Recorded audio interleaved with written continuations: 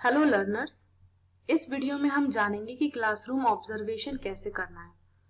ये जो फाइल आप देख रहे हैं ये ऑलरेडी मैं आपको टेलीग्राम चैनल पर प्रोवाइड कर चुकी हूँ। इसके 5 कॉपीज आपको लेने हैं और यहाँ पर 5 क्लासरूम ऑब्जर्वेशन आपको करने हैं। वो PC 1 के भी हो सकते हैं या PC 2 के हो सकते हैं। जिस टीचर की क्लास आप ऑब्जर्व कर रहे हैं ये क्लासरूम आप ऑनलाइन भी ऑब्जर्व कर सकते हैं या ऑफलाइन मोड में भी ऑब्जर्व कर सकते हैं। तो जिस टीचर का क्लास आप ऑब्जर्व कर रहे हैं उसका नाम लिखिए यहाँ पर। अब चूंकि वो आपके कॉलेज के स्टूडेंट नहीं है तो एनरोलमेंट नंबर नहीं आएगा यहाँ पर। और दूसरा है कि स्कूल का नाम, जिस स्कूल में वो टीचर पढ़ा रही है स्कूल का नाम, जिस सब्जेक्ट को वो पढ़ा रही है, मान लीजिए सोशल साइंस है, मैथ्स है, इंग्लिश है, हिंदी है, जो भी है तो वो यहाँ पर लिखिएगा। और जो टॉपिक टीचर ने पढ़ाया उस टॉपिक का नाम और क्लास। इसके बाद आपको देखना है कि टीचर ने वो टॉपिक इंट्रोड्यूस कैसे किया। इसको थोड़ा सा करेक्शन कर लीजिएगा, ये प्रिपरेशन, हाँ प्रिपरेशन भी हो सकता है लेकिन ये इंट्रोडक्शन भी है यहाँ पर कि टीचर ने उस टॉपिक को कैसे इंट्रोड्यूस किया, कौन सी मेथड से टीचर ने इंट्रोड्यूस किया। जैसे कि क्वेश्चंस के थ्रू भी टॉपिक को इंट्रोड्यूस किया जा सकता है।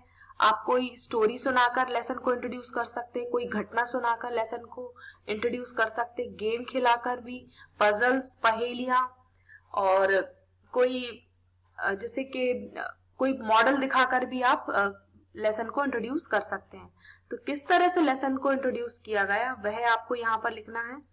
क्या वह बिल्कुल क्लियर था इंट्रोडक्शन या फिर भ्रामक था जिससे बच्चे कंफ्यूज हो जाएं, और क्या उसमें उनके प्रीवियस लेसन से कोई कनेक्ट करके इंट्रोड्यूस किया गया था या नहीं। जैसे मान लीजिए मैं प्रश्न पूछ रही हूँ तो 3 से 4 प्रश्न मैं पूछूंगी लेसन को इंट्रोड्यूस करने के लिए, तो क्या वह प्रश्न बिल्कुल सीधे हैं, क्लियर है, छोटे प्रश्न है वह, और क्या वह बच्चों के प्रीवियस नॉलेज से रिलेटेड है। इन पॉइंट्स को आपको देखकर टीचर को ऑब्जर्व करना है कि यदि वह इंट्रोडक्शन बिल्कुल क्लियर है तो आप लिख दीजिए यहाँ पर कि इंट्रोडक्शन बिल्कुल क्लियर था, टीचर ने जो प्रश्न पूछे वह सिंपल थे, शॉर्ट थे और बिल्कुल क्लियर थे और बच्चों के प्रीवियस नॉलेज से रिलेटेड थे। तो जो भी पॉइंट आप ऑब्जर्व करते हैं यहाँ लिख सकते हैं। यदि वह इंट्रोडक्शन अच्छा नहीं है तो आप लिख सकते हैं कि क्वेश्चंस वर वेग, भ्रामक थे और उनके प्रीवियस नॉलेज से रिलेटेड नहीं थे। जो भी आपका ऑब्जर्वेशन है आप यहाँ लिखिए। उसके बाद इंट्रोडक्शन के बाद टीचर को वह टॉपिक जो टीचर पढ़ाने वाली है वह बच्चों को बताना होता है। जैसे कि students, today we are going to know about the topic earth, this is the topic. तो यह स्पष्ट रूप से बच्चों के सामने यह टॉपिक को कहना पड़ता है, मतलब जो उद्देश्य है पढ़ाने का वह बच्चों को बताना होता है। और बताने के साथ साथ उसको श्यामपट्ट पर लिखना भी पड़ता है, ब्लैक बोर्ड पर उसको लिखना पड़ता है। तो यदि टीचर क्लियरली बताती है तो आप यहाँ लिखिए कि टीचर ने बच्चों के सामने उद्देश्य कथन स्पष्ट रूप से कहा। Teacher has stated the aim in front of the class clearly and just after that teacher immediately wrote the topic on the black board. तो ये आप लिख सकते हैं। अब आते हैं हम अगले पॉइंट पर जो है प्रेजेंटेशन। यह प्रस्तुतिकरण है, यहाँ थोड़ा करेक्शन है, प्रस्तावना नहीं है, यह प्रस्तुतिकरण है कि टीचर ने जो कंटेंट है वो प्रेजेंट कैसे किया। तो जिस तरह से टीचर ने प्रेजेंट किया, क्या वह कंटेंट सफिशिएंट था, पर्याप्त था वह कंटेंट, क्या उस कंटेंट को सिस्टमैटिक वे में प्रेजेंट किया गया। यदि आप देखते हैं कि टीचर ने बहुत सिस्टमैटिकली 1 बाय 1 पूरे टीचिंग पॉइंट्स को डिस्कस किया तो आप लिख दीजिए कि टीचर ने जो कंटेंट है, मटेरियल है, वह सिस्टमैटिक वे में प्रेजेंट किया और जो क्लास का ड्यूरेशन था उसके अकॉर्डिंग वह मटेरियल सफिशिएंट था। उसके बाद आते हैं इसी प्रेजेंटेशन के में भी कुछ सब पॉइंट्स हैं उनके ऊपर कि मैटर से आशय है कि वह मैटर क्या सफिशिएंट था और क्या बच्चों के मेंटल डेवलपमेंट के लिए अप्रोप्रिएट था, सुटेबल था, वह आप यहाँ लिख सकते हैं। आप देखिए क्लास में टीचर किस तरह से मैटर को सिलेक्ट करता है, कितनी उसकी मात्रा है, कितनी क्वांटिटी है, वह आप देख सकते हैं। उसके बाद आते हैं हम नेक्स्ट पॉइंट पे जो है मेथड्स। कि टीचर ने किस मेथड से पाठ को पढ़ाया। हर सब्जेक्ट के अपने मेथड्स होते हैं, तो ऑब्जर्व करने से पहले आप एक जनरल आइडिया ले लीजिए कि मेथड्स कितने प्रकार के होते हैं, तभी आप अच्छे से ऑब्जर्व कर पाएंगे। हर मेथड का अपना एक प्रोसीजर होता है उसको अडॉप्ट करने का। तो आप देखिए कि टीचर ने किस मेथड से पढ़ाया, क्या वह मेथड सही था उस टॉपिक को पढ़ाने के लिए, कौन कौन सी स्किल्स टीचर ने यूज की। मेथड के साथ साथ टीचर कुछ स्किल्स भी यूज कर सकती है, तो आपको पहचानना है कि टीचर ने कौन कौन सी स्किल्स को यूज करके पाठ को पढ़ाया।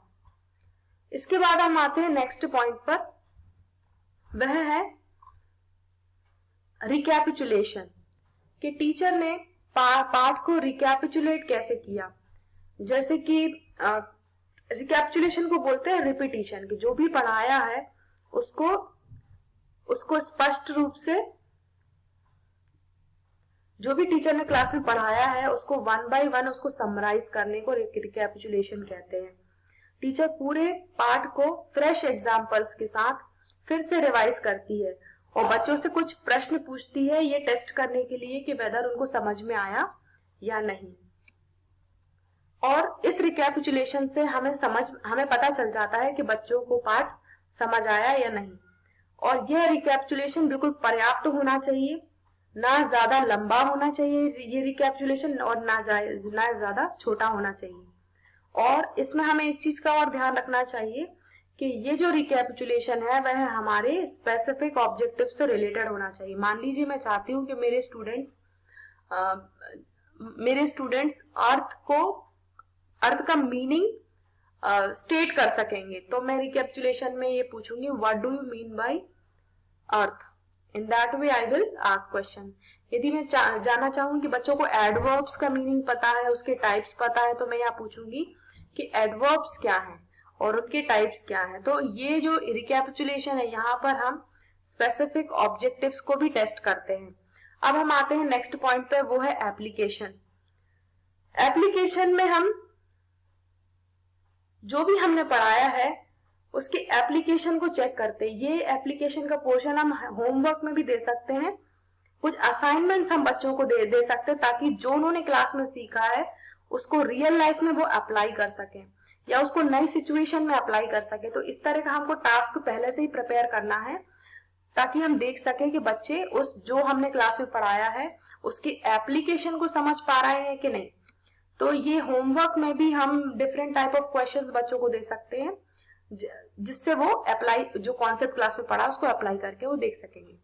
नेक्स्ट है black board work and students notebook.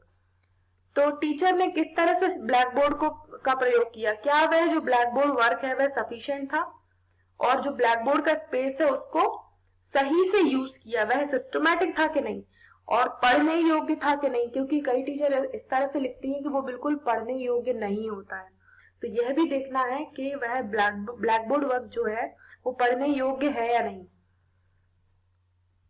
अब नेक्स्ट आते हैं हम टीचिंग एड पे। किसी भी टॉपिक को पढ़ाने के लिए यदि हम किसी सामग्री का यूज करते हैं, मतलब जो ऐसी कुछ मटेरियल का यूज करते हैं जो टीचिंग में भी हेल्प करे और बच्चों की लर्निंग में भी हेल्प करे, तो आपको देखना है कि टीचर ने उस टॉपिक को पढ़ाने में किस तरह की एड का यूज किया और उसको कैसे यूज किया। ये भी आपको देखना है कि सही समय पर टीचिंग एड का यूज करना और उसको सही समय पर उसको हटा भी लेना। नहीं तो कई बार ये होता है कि बच्चे उसी टीचिंग एड को ही देखते रहते हैं। तो आपको देखना है कि किस तरह की मटेरियल उस टॉपिक को पढ़ाने में यूज की जा सकती है, क्या वह बहुत ही अट्रैक्टिव थी और लेसन को टीच करने के लिए इफेक्टिव थी, क्या टीचिंग एड ने वाकई बच्चों की लर्निंग में हेल्प की और टीचर की टीचिंग में हेल्प की। इन पॉइंट्स को आपको देखना है और ऑब्जर्व करना है। तो ऑब्जर्वेशन से आपको पता चलेगा कि वह टीचिंग एड अप्रोप्रिएट है या नहीं, क्या उस एड ने बच्चों की लर्निंग को एनहेंस किया, और क्या वह प्रॉपर टाइम पर यूज की गई और प्रॉपर टाइम पर रिमूव की गई। इन पॉइंट्स में से जो भी आप ऑब्जर्व करें वो यहाँ पर मेंशन करें एक दो लाइन में। अब हम आते हैं क्वेश्चन आंसर्स पर। तो क्वेश्चन आंसर्स को फ्रेम करने का और उनको पूछने का ढंग एक स्पेसिफिक तरीका होता है। तो क्या जो टीचर ने प्रश्न पूछे वह सही तरह से बनाए गए थे, वह ग्रामेटिकली करेक्ट थे क्या वह क्वेश्चन, और टीचर ने सही ढंग से कक्षा के सामने रखे वह, और क्या वह क्वेश्चन छोटे थे या बहुत ही वेग थे, इनडायरेक्ट क्वेश्चन थे, जो भी आप ऑब्जर्व करते हैं क्वेश्चन आंसर्स से रिलेटेड वो आपको यहाँ पर लिखना है। आप already question answer questioning skill सीख चुके हैं तो उसके कंपोनेंट्स को ध्यान में रखकर भी टीचर की क्वेश्चनिंग स्किल को ऑब्जर्व कर सकते हैं। ये जो ऑब्जर्वेशन है वह लर्निंग के लिए है, आप इस बात को ध्यान रखिएगा, क्योंकि आप इन ऑब्जर्वेशन से कुछ सीखेंगे, तो सिर्फ इवैल्यूएट नहीं करना है बल्कि उससे कुछ सीखना भी है। अब हम आते हैं पर्सनालिटी ऑफ टीचर की तरफ, कि टीचर जब पढ़ा रही थी तो उसकी क्वालिटी क्या क्या थी, टीचर की पर्सनालिटी कैसी थी, क्या वह उनकी आवाज बहुत अच्छी थी, क्या उनका जो प्रोनाउंसिएशन है वह बहुत सही था, क्या टीचर ह्यूमरस थी, टीचर का क्लास कंट्रोल कैसा था, और टीचर के अंदर सिंपैथी थी या नहीं, और टीचर में इनिशिएटिवनेस की क्वालिटी और रिसोर्सफुलनेस है या नहीं। तो इन पॉइंट्स को देखकर आप टीचर की क्वालिटी को या टीचर की पर्सनालिटी को यहाँ पर डिस्क्राइब कर सकते हैं कि टीचर की पर्सनालिटी कैसी थी। अब हम नेक्स्ट पॉइंट की तरफ बढ़ते हैं, वह है पाठ की सफलता। क्या टीचर ने सही समय पे पाठ को शुरू किया और सही समय पे खत्म किया? क्या टीचर ने स्पेसिफिक एम्स को अचीव किया? टीचर जिन उद्देश्य को लेकर क्लास में आई थी क्या उन ऑब्जेक्टिव्स को अचीव किया? और टीचिंग लर्निंग के अच्छे बिंदु आपको कौन कौन से लगे? जो अच्छे पॉइंट्स हैं उनको आप यहाँ पर मेंशन कर सकते हैं। यदि कोई सजेशन है आपका टीचर के लिए तो वो भी आप यहाँ पर मेंशन कर सकते हैं। अंत में यदि वह टीचर इंटरेस्टेड है तो उसका आप सिग्नेचर, यदि ऑनलाइन क्लास है तो पॉसिबल ही नहीं है सिग्नेचर लेना, आपको यहाँ पर सिग्नेचर ऑफ द स्टूडेंट की जगह पर आपको यहाँ पर साइन करना है। तो इस तरह से आपको 5 कक्षाएं ऑब्जर्व करनी है और फाइल में लगाना है। So I hope it is clear. यदि इसके बाद भी कोई डाउट है तो आप टेलीग्राम चैनल में कमेंट सेक्शन में आप अपनी डाउट को पूछ सकते हैं इससे रिलेटेड। Thank you.